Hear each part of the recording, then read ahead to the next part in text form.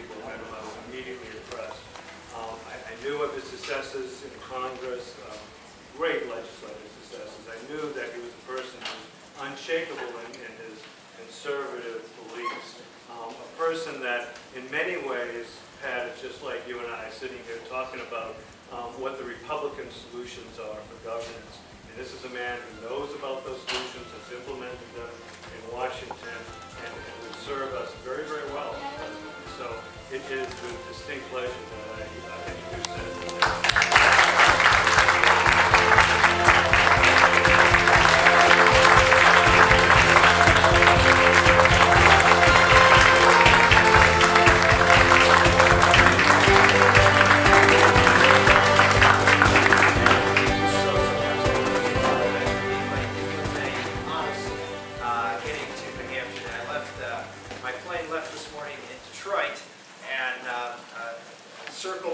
Circled out around, landed in a diverted to another airport because he couldn't get in to Washington Reagan, where I was going to get a direct flight to Manchester. Well, by the time I got to Reagan, the Manchester flight had canceled anyway, and so I ended up having to get a shuttle to Boston, and so we had to get me from Boston, and of course traffic has been horrible, and to make everything worse, I was just about to break through, and Joe Biden's motorcade shut down. So he's always the bane of my existence. Just kidding. So it's good to have the Vice President at the state. It presents a very nice contrast for some of the things I'm going to talk about today. So thank you all for coming out. Again, I apologize, but you obviously, because he's your representative, know that you had a better fill-in than the main event, as someone was here to chat with you and share what the tremendous work he's doing for the people of New Hampshire, and providing that kind of bold conservative leadership that this state clamored for in the last election. And he's gone there and he's delivered. And he's been able to put together an agenda that will make New Hampshire attractive and competitive to be able to bring those jobs here and improve the quality of life for the people here in New Hampshire. He's done an outstanding job. It's really to honor me, Mr. Speaker, by being here and by I appreciate it very, very much. So thank you very much.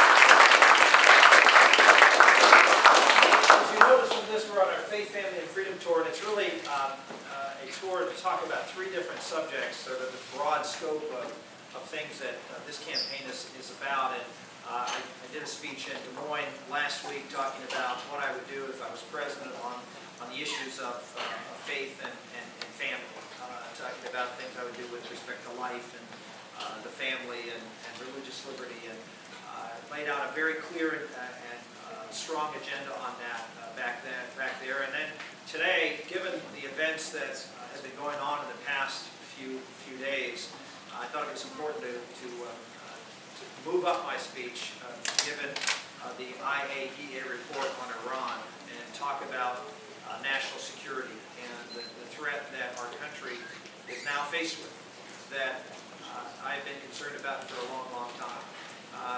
And so that's why we're here tonight to talk about that. Before I do that, you notice there's a picture of Karen and myself. And sometimes Karen's the actually, I know she looks like my daughter, but she's the one holding the baby. And my daughter, who's actually on the right-hand side, is actually here with me tonight. That's my daughter Elizabeth in the back. So this is her first trip to New Hampshire. She said, "This is cozy." She said, "This is a cozy place." And I said, "Well, we're not seeing New Hampshire as best."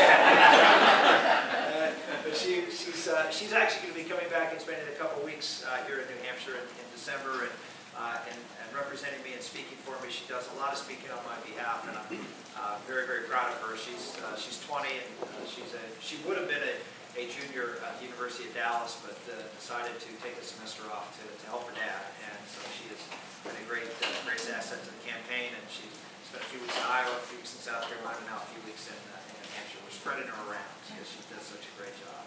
So thank you, Elizabeth, for being here. Let me talk to you about what is a serious situation that has just been thrust on the national stage. And I know there's a lot of issues that are getting a lot more attention in the media than this issue, but I believe that what this International Atomic Energy Agency report is going to be a game changer for the world, and things are going to start to happen. And the question is, how is the United States going to respond to that? How is the world going to respond to one of two things that's going to happen? Iran, in a very short period of time, will develop and probably test a nuclear device, or someone will stop them from doing it. Those are the two options that we're at right now, because it appears that they have, according to all the international reports, something that I've been talking about for a while, that they have made advances with the support of folks from Russia, support from folks from North Korea, and even not from Pakistan, but from Pakistani scientists. And so you're seeing a fundamental change in this strategic situation in the Middle East. And the question is, how will America respond? And when will America respond? Let me just sort of step back and give you a little bit of an understanding of how serious this situation is. Iran, I remember when I was running for a re-election, not a good re-election year for me, 2006, things were pretty bad in the Middle East. You remember we were, in many respects, Harry Reid said that the war is lost, and that we were going to lose the war in Iraq, and things were going badly, and the president's numbers were plummeting. We think President Obama's numbers are bad. The president in Pennsylvania was at 35% in the state of Pennsylvania. And we were not prosecuting the war well. Donald Rumsfeld was tone deaf, and a lot of folks were saying that we just need to get out. Tim Russert asked me a question on Meet the Press a couple months before the election. What's the biggest challenge, national security challenge? And I said Iran. And he looked at me and said, "You mean Iraq?" Because those are too often, confused. And I said, "No, I mean Iran." And I laid out then, as I have been for several years, why I believe Iran was, in fact, a much bigger concern to the United States than Iraq was. That Iran is a much more substantial power and is driven by a government that has a radical theology. It is called the Revolutionary Republic of Iran. They are in a state of revolution, and they believe that it is their objective to bring that revolution to the Islamic world.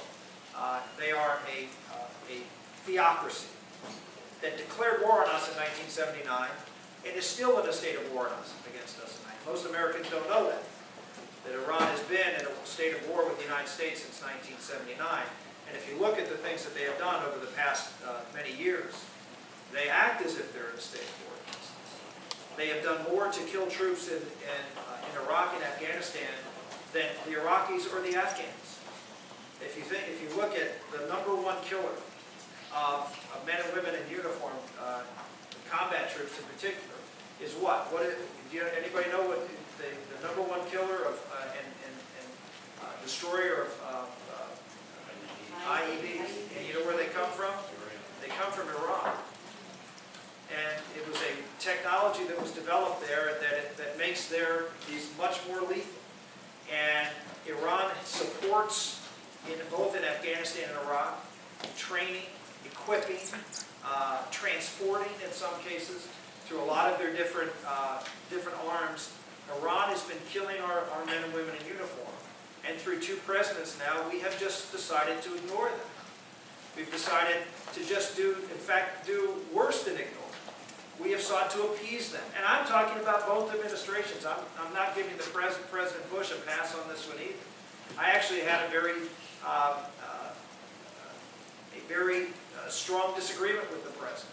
Back in 2004, I actually introduced a bill called the Iran Freedom Support Act, which was going to put sanctions on the Iranian nuclear program, but at the time our intelligence agency said did not exist, that it had ended, because they were scared of doing any kind of weapons of mass destruction program because of our attack on Iraq. Well, I had information that I was being given by others in the Middle East. You can always assume who that might be. That in fact there was a continuing weapons of mass destruction program, in particular a nuclear program, going forward in Iran.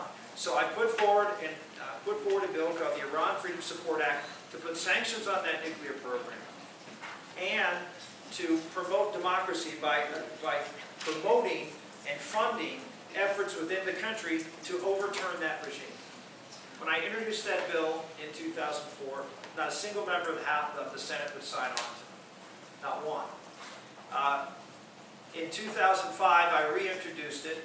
More and more evidence came out as to what Iran was doing. There was a man elected in 2005 by the name of Mahmoud Ahmadinejad, who I went out and started talking about within a few months after I found out who he was and what he was doing and what his background was and how radical this man was and how much of even a departure from previous presidents of Iran, and started to talk about him. And within 18 months, I had 60 co-sponsors of our bill, both Republicans and Democrats, obviously. And I continue to try to press President Bush to support this, to confront Iran, to stop them, and get the world community behind us to stop them from getting a nuclear weapon, and to start developing, because ultimately I believe this theocracy believes, and I'll lay out why, believes that it is their destiny to get this weapon and to be the superpower of the Islamic world. That is what they believe is their destiny and what they believe they must do. And so I said, ultimately, you can't negotiate with someone who is theologically devoted to a cause. These are people who believe this. Now, you may say they're crazy for believing what they believe, but that's what they believe. And I think we've had experiences in the past of not taking people who say they believe things and have a solid foundation, at least in their own mind, for believing those things, but not taking those people serious.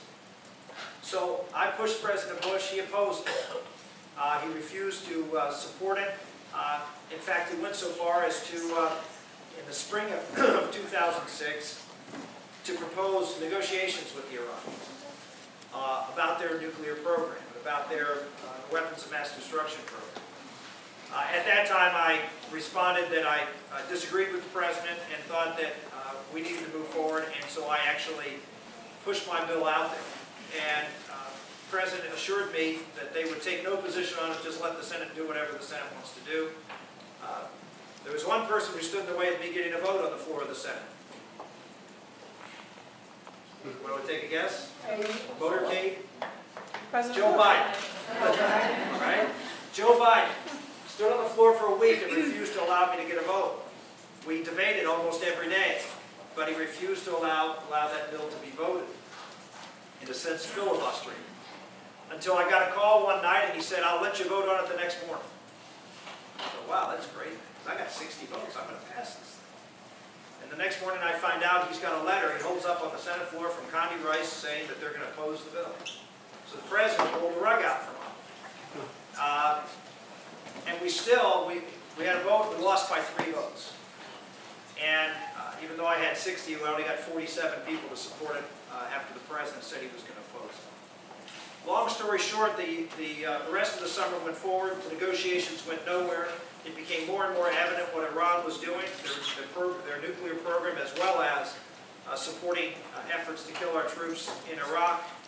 And in October of 2006, the bill that I introduced was passed unanimously in the United States Senate and signed by President Bush. And it put in place sanctions on the nuclear program, and it put in place money for a pro-democracy fund. I left the Senate involuntarily that year and was not able to work to make sure that that bill was implemented. And it was in part implemented. The president put sanctions in place, but he didn't do anything to try to reach out to pro-democracy groups. And the reason was because I was told repeatedly, and it was publicly reported, that there were no pro-democracy groups. There was no effort in Iran because the rulers there had effectively neutralized the opposition. Well, as a result, President Bush spent money, but he spent it on groups here in the United States. He did spend some money, but he didn't spend on anything that could actually make a difference in Iran. When President Obama came into office, he cut the money out completely. 6 months later, there was a revolution in Iran. 6 months later, the Green Revolution occurred after a fraudulent election. And this president, instead of having created a nexus and an ability for us to be able to work with these pro-democracy folks who were pleading for America to be involved, witnessed what's happened here in the last few months with the quote Arab Spring. Well, a year before the Arab Spring, 18 months before the Arab Spring, there was the beginning of a Persian Spring. And that was to try to overthrow this radical dictatorship, this theocracy that is vowed on destroying the United States. Has been very straightforward with respect to their desire to rid the world of the state of Israel. They hold Holocaust-denying conferences in Iran. Why would they do that? They do it because it undermines the reason for the existence of the state of Israel. If you look at polls in the Middle East and the Muslim communities, the majority of Muslims believe the Holocaust did not occur. They believe that because the Iranians and others in that region keep pounding them with this information, and with clerics and scholars who say this is all a Western plot to steal Muslim land. And so he has the Muslim world behind him, and the Muslim world has been docile, but not Iran. Iran, who seeks to lead the Muslim world, even though they represent a minority sect within the Muslim world, which is the Shiite sect. The majority of Muslims in the Middle East are Sunnis. They have decided they will step forward and show leadership, be the strong horse, take on the little Satan, which is the state of Israel. Show that they're the ones who can take on the West. And in fact, Ahmadinejad has said that he wants to wipe Israel off the face of the earth. And it's not just one comment he's made. He's made similar comments over the years. And so here we have someone who sees this desire to lead the Islamic world, who wants to destroy the state of Israel, now developing a nuclear weapon, who's harmed our troops. We know all of this. And there's a revolution taking place that has serious momentum. And the President of the United States and this administration do nothing. In fact, they do worse than that. They call on people to be calm. They call on things to be worked out. There's no working out in Iran. It is a battle to the end and to the death. And what happened is that we ended up taking the side of the ruling mullahs by not doing anything to support the people in the streets. And the revolution was crushed. And maybe, well, certainly over the next few years, the real opportunity for us to see a transformation of Iran, to see a revolution succeed, has been passed. And so now we're stuck. We're stuck with a president who let that opportunity pass by and then has done other things to encourage Iran to be bold in moving forward with their plans. Everything from our treatment of the state of Israel, which all of you I'm sure know. We've seen the president talk about going back to the pre-67 borders. You just heard the trash talking, I mean, unbelievable talk that was supposedly off mic from Sarkozy and President Obama about Benjamin Netanyahu. We see the blockade that Israel rightly keeps to make sure that weapons do not come into the country, and people who can be dangerous to the state of Israel, and the United States, again, taking the even-handed approach instead of siding with our friend Israel. We've seen repeatedly the president support revolutions in the Arab world that are leading to destabilized governments, all of which seem now to be in opposition to the state of Israel. Egypt, Libya now trying with Sharia law, Egypt with the Muslim Brotherhood having huge influence in the area, Syria, one of the great arch enemies of Israel, and here we have revolutions again in the streets. And what have we done? Nothing to try to help that situation and Syria, by the way, a client state of Iran. So the final blow was just a few weeks ago when the president and Eric Holder proudly announced that they have thwarted a plot of Iran to attack the Saudi ambassador in the United States. using, by the way, connections in Central and South America. As a little caveat before I finish with that. What is not generally talked about in the press is there's a tremendous and growing relationship between the radical militant socialists in Central and South America and the government of Iran.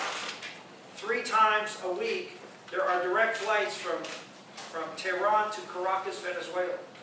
Those flights stop at the military base before they come to the civilian terminal. There are jihadists and Hezbollah in particular training camp, and Hezbollah is a Shiite jihadist group, training camps in Central and South America. They have had joint conferences where Chavez and the militant Bolivarian socialists have gone to Tehran to try to find common ground for them to work together against the enemy of both, which is the United States. And so it is not surprising at all to see that Tehran's agent here in the United States would go to Central America, to the drug cartels and the militant socialists, to get support to accomplish a mission here, which they tried, and thankfully we were able to thwart. But they attacked, the objective was to attack. Why would they attack the Saudi ambassador here in the United States? Why would that be the target? Well, think about again what I was talking about at the very beginning. The objective of Iran is to be the leader of the Muslim world. Who is now the leader of the Muslim world, the head of the Sunni world, if you will? It is Saudi Arabia. Who is the leader of the Western world? It is the United States. There's a very clear message when you attack, or you were going to attack the Saudi ambassador in the United States. You send a message to all of those who are looking for leadership for the jihadist cause in the Middle East, that here is the one who is willing to attack the heads of both factions, if you will, the Muslim world and the Western world. What was the President's response? What has been the President's response? Nothing. He said he would increase sanctions and then backed away saying, well, we really can't do that because it might affect oil markets. Right? He said that Iran won't get a nuclear weapon, but his entire strategy is now focused on containing Iran if they do get a nuclear weapon. And you hear this more and more from the administration about containment. Heard this from Hillary Clinton about containment. You cannot contain someone like Iran, like we contained the Soviet Union, or even China, or even Pakistan. Why? We had the Cold War. Mutual assured destruction was the policy of the United States. Why was it a successful policy? Because we were going up against an atheistic government who believed that this world was the only world that mattered. And that if, in fact, we were able to destroy them, if they attacked us, then they would be dead and that would be it. Iran is different. Ahmadinejad gives speeches on a regular basis talking about the greatest virtue of the Islamic Republic of Iran.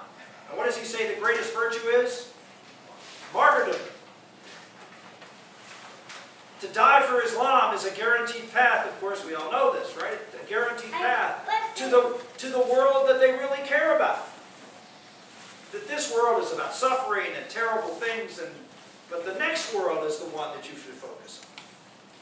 So here you have a government. We're saying, well, if you attack us, we'll destroy you. Well, if you're attacking for the purpose of destroying the great Satan and leading Islam over the West, what better service do you have to guarantee yourself in the next life? Remember, this is a country that during the Iran-Iraq War sent over 100,000 children. I don't know if you know this or not. During the early 80s, sent 100,000 children out as minesweepers to clear mines in between the Iran and Iraq lines. 100,000 children killed. They were doing these kids a favor in the eyes of the Ayatollah. This is not a country you have a policy of mutual assured destruction. This is not a country that can have a nuclear weapon. This is why you find almost fairly broad agreement among Republicans and Democrats. And you have in the past, President Obama ran for office and said, Iran cannot get a nuclear weapon. Why do you think he said that? He's not going out there saying other countries can't get a nuclear weapon. He doesn't want anybody to have it. He wants everybody to get rid of them. But why is he focused so on Iran? Because we all know what Iran is. And they are different than Pakistan, which is not run, at least for now, by a radical theocracy. Iran is, and it's different. And so when Iran planned an attack, and the president didn't respond, it simply says more to the Iranians that we will not act, and will encourage them, embolden them to continue on, and to continue to intimidate this country. We are now at a point with this report coming out where we reach this crossroads. What will we do? I have supported, continue to support, helping the pro-democracy movement. I continue to support tough sanctions. There are things we can do right now. There are strikes in Iran on a regular basis. The regime is oppressive to its people. It's very interesting. If you poll the people of Iran and you ask them the opinion of Americans, they love Americans. They love Americans. They love the fact that we stand for what they don't have. If we don't right now act in, well, let me step back. So supporting those pro-democracy movements is a good thing, but I fear time is short. And given what happened with the insurgents a couple of years ago, I think the critical mass to try any kind of revolution is going to be tough. But like I said, there are strikes going on. We can provide strike funds, for example. Money so these people can stay on strike to disrupt the economy. Anything to divert or slow down or potentially cause royal problems within the country would be a good thing. But I think we're at a point right now where we have to act. And that means we should be sitting down and negotiating and talking with the State of Israel. There are things that have been happening to their nuclear program. There was a virus that attacked their program. There are scientists who have had, several scientists who have had accidental deaths who are nuclear scientists working with Iran. I would like to think the United States had something to do with all of those things. I hope that we are doing everything we can covertly to stop this clear and present danger to our ally Israel and ultimately to the world. We have an opportunity to continue to do that, but I think that window is narrowing too, given the IAEA report, which leaves us to one decision point. It's a decision point that we've seen from the press that Israel is in the process of making right now, which is how do we stop them militarily, because everything else has failed. So the question for the United States is, what do we do? Do we work with the Israelis and plan to implement a military strategy to stop them? Do we talk to the Israelis and provide support for them, logistics and other types of support, but don't take any active role in the military strikes, but provide support for them in a support capacity from a military perspective? Do we consult with them and say we will have no hand in this, but we'll certainly defend you on the international stage if you come under attack for trying to stop Iran? Or do we tell Israel, you can't do this, and we will oppose you and work against you if you do? Those are the options that Barack Obama has to consider right now, because I cannot imagine that any leader of the State of Israel cannot act at this point. Imagine if a country, Mexico, I'm not picking them because they're hostile, but just assume that a country, not Mexico, they're on our border. Let's take Nicaragua, which is not on our border, but a country or two away. That they were out there talking about developing a nuclear weapon, and now we're close, and that they had made comments that America didn't have a right to exist, that we had overrun the native population here, and that we are illegitimate owners of this land, that that Mexico and the Native Americans should be the owners of America, and this is an illegitimate government that had no right to exist. And saying that they wanted to wipe America off the face of the earth. And they were developing a nuclear weapon in Nicaragua. How many Americans would say, oh, let them do it? Would any of you say, let them do it? No. Then how can we sit here and say Israel, who is in that exact position today, should not have the ability to defend themselves against you're talking about a nuclear attack if it occurs, which can wipe out easily half the state of Israel, one attack. Much less, which is probably more likely, Iran having a nuclear capability, and since no nuclear power has ever been attacked, will now be able to act in supporting Hezbollah, Hamas, Palestinian Authority, Syria, Lebanon, to have them wipe Israel, and even Egypt, to wipe Israel off the face of the earth, and fear nothing as far as retaliation in doing so. Either approach is the end of that state. And as you see from the rest of the world, no one goes to bat for Israel. No one, except the United States, will really go to bat to protect that state. So here we are. And it may be next week or next month. It's probably not going to be next year or the year after, based on the intelligence. Maybe the Israelis have better intelligence and feel they can wait. But that's not the discussion that's going on. The world very well may change in a very short period of time. And I will tell you, as president, I would choose option one.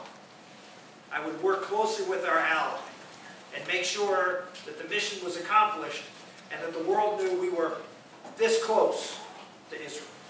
There was no separation between us. And that a country that is developing a weapon of mass destruction to use it, or to use it to destroy another country, must be stopped in a preemptive strike. I know that's a hard thing to say. I know this country is tired of war. They're tired of the commitment of resources that it takes. But as we all know, and by the way, and everybody wants to focus just on the economy, but we all know that the events of 9/11 and attacks like that make the economic problems that we're dealing with right now fairly small if we were engaged in a war with someone who, with now the protection of a nuclear shield, can with impunity foster terrorism, not just in Israel, but here in America, without fear of retribution. This is the challenge that we have before us. I know a lot of folks have talked about how the president has been weak. Here is a concrete example of how his weakness has potentially cost America or has the potential of costing America an ally and getting America into a war that no one in this room or no one in this country wants to see. I'll be happy to stop right there and take whatever questions you have. This is a serious time, and we need serious leadership with experience and understanding of the issues that we're going to be dealing with as president. It's one of the reasons I decided to run for president, because I know everybody says it's great to have an outsider. It's great to have someone who's had experience as a governor. I served 8 years on the Armed Services Committee. As you hear, I've been active on these issues in the Middle East for a long time. And having that experience and that steady hand, and someone who understands, and someone who's going to be clear with the messages that this country sends, that when we make a policy, we execute that policy. We don't say, we're for this, and then do nothing to enforce that policy, as we have on many occasions, even with Libya and Egypt and a whole bunch of other places just in the last few months. America needs to be clear, and it needs to act once it says what it's going to do.